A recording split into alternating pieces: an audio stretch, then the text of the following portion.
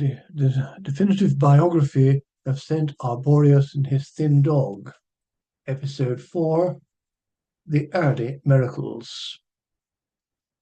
As Arborius grew up, Aidan Abet's puzzlement changed in form and content, but grew no less intense.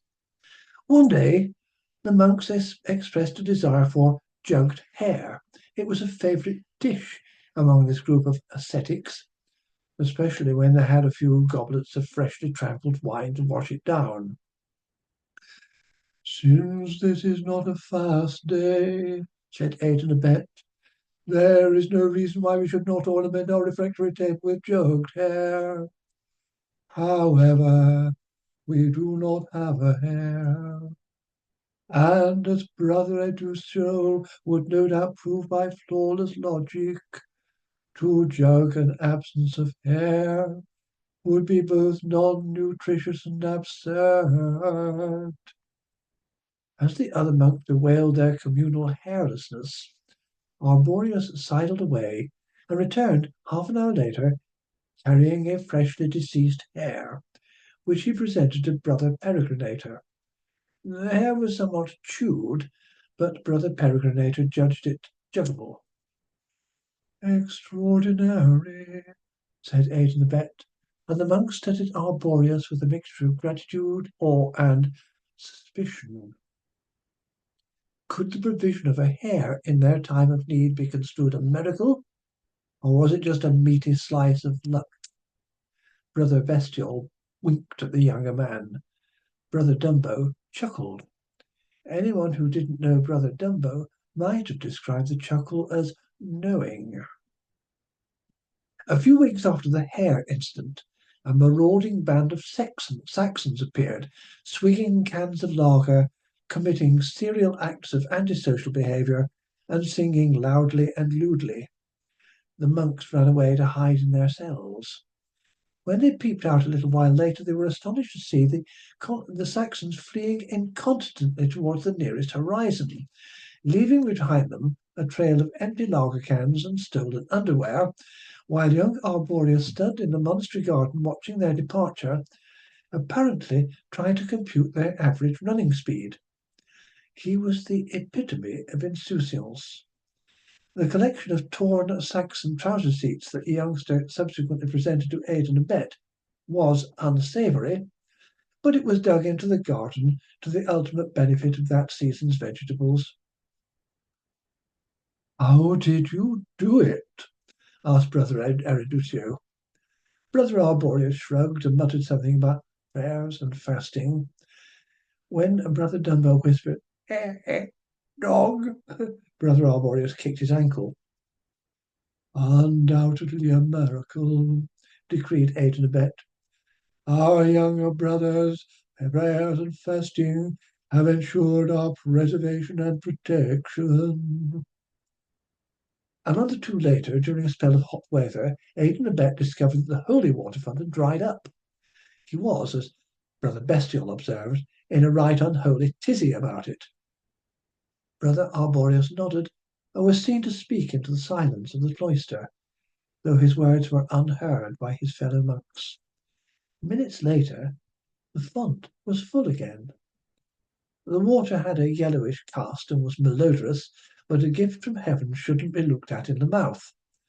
None of the monks had been near the font when it was miraculously refilled, though Brother Arborius had watched it from a distance. After prolonged consideration of these and similar events, Aidan Abet said, "There's something special about that lad. I ought to order a halo for him, but the monastic funds won't stretch to it." "Don't worry about that, boss." Brother Bestial's grin displayed his teeth to full disadvantage. "I can get us a good deal on a halo." This discussion took place in the Glossopdale Monastery's forerunner of the chapter house. Chapter houses would become the administrative centres of monasteries and abbeys in subsequent centuries, and would be noted for their glorious architecture. This earlier ancestor of the institution was a smaller, humbler, and plainer structure, unworthy of the name of the labelled chapter house when compared with its descendants. It was therefore known as the Paragraph House.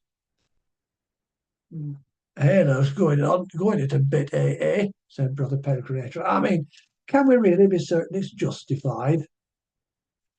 Fairly well established sequence of miraculous occurrences, said Brother Eruditio. Arguable case, at least. On balance, I'm with AA. Bloody good for PR, too, even if it's a bit dodgy. Speaking of dodgy, what's this about a deal on halos, Brother Bestial? Ask no questions here, no terminological inexactitudes. Brother Bestial tapped his nose, winked, and leered again. Can't say I'm altogether comfortable about it, continued Brother Peregrinator. That's perfectly normal apart from being found in a tree. If it were up to me, well, I'd just have to pray for guidance. I have, replied Aidan Abet, and every time I pray, a voice in my ears growls the same question. Who'd use that Morsey manages all those tricks? Asshole! Eh, dog, explained Brother Dumbo. Oh, by St. James, the lesser and greater, that daft bugger's been at the funny mushrooms again, groaned Brother Eruditio. Look, it's evident we've got a majority in favour of the halo for young Brother Arborius, so what's a majority got to do with anything, smart arse? Demanded Brother Peregrinator. Democracy hasn't been invented yet. Have you heard? Of course it has, you stupid ignorant git, reasoned Brother Eruditio. It was invented 10,078 bleeding years ago in bleeding Athens. You know sod all about politics or anything else come to that. So why don't you stop putting your mouth in gear without making sure your brains engage, as if you had any brain to engage? Debate, debate, yelled Brother Bestial, always keen to encourage a vigorous scholastic dialogue. Brothers, Aidan Abet's intervention was stern. It is clear that a malignant outside influence is screwing up our vocabulary. Substitute their verbal pleading violence for our habitual sodding tranquillity and making a bunch of assholes out of us. What the bleeding hell is it? Don't, said Brother Dumbo. As promised, Brother Bestial acquired a cut-price second-hand halo. The acquisition more or less coincided with the expulsion of a young nun from a nearby convent. Aidan Abet interviewed Brother Bestial about the coincidence. Honest boss, it's like I told you. There's this peddler, see, from foreign parts, in all sorts of stuff in the back, pots and rags, well, you know. And there, right at the bottom, there was this halo. No market for things like that, he said. He'd had it for years, couldn't get rid of it. Sold it to me for a song. God, no, the peddler wouldn't even stay the night. Brother Arborius tried on the second halo, but it didn't fit. So Brother Dumbo altered it for him. Brother Dumbo was good with his hands. He'd polished the halo until it shone in the candlelight, but wasn't too obvious in the light of day. Aidan Abet disapproved of ostentation. Then Aidan Abet summoned Brother Arborius for a private chat in the paragraph house. Now, Brother Arborius, he began, after much painful soul searching, we have decided you should wear a halo, and we have acted on that decision. But I must tell you that we have all had doubts about the propriety of this action. I need to understand more about the provenance of the apparently miraculous events you have. Brother Dumbo's told you several times, said Brother Arborius. All Brother Dumbo has to say on the matter is, dog, said Aidan. Exactly, agreed Brother Arborius. Nice halo, by the way, if it was a bit on the big side. Cheers. If you continue to be as cryptic as that, you're going to end up in a crypt, predicted Aidan. He could sound solemn and repressive when he chose. What is dog supposed to mean? Come and see, said Brother Arborius. He led Aidan Abet into the cloister garth, laid his hands over his superior's eyes, to confer the grace of divine vision upon him, at least on a temporary basis, and pointed a pudgy, medium-sized finger at an apparently empty space. See, he said, nothing miraculous about it, really. To his astonishment, Aidan Abet found himself looking at a very thin, long-legged dog, something like a primitive, degenerate kind of greyhound or some such. Santa Maria, that was close. Better change these socks, they're smouldering. I shall rephrase my previous remark.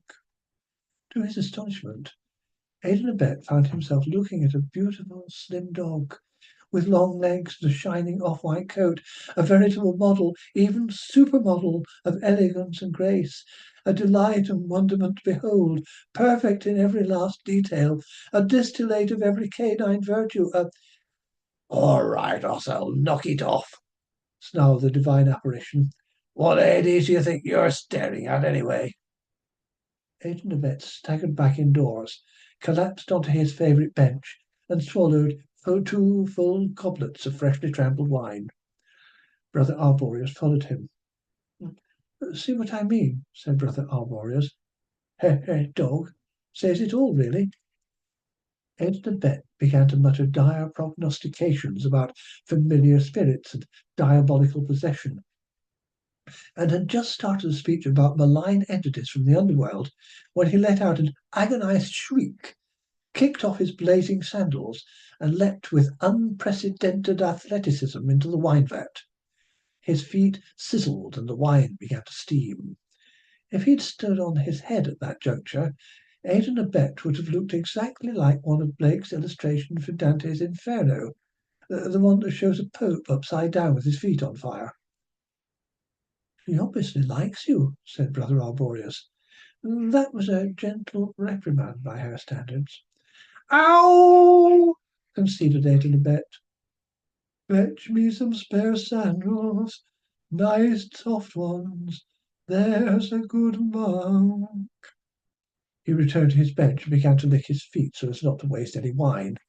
Once his injured feet were gently shod again, he observed reflectively, We'd better keep this quiet. All will be right in the ship. Easy, said Brother Arborius. Just let Brother Dumbo go on providing the explanation. Aidan Abet nodded. I think I've worked it all out at last, he sighed. The jugged hare, the flight of the marauding Saxons, the oh, my St. Peter, the holy water. You've got it, said Brother Arborius. And any future miracles associated with you. They will indeed.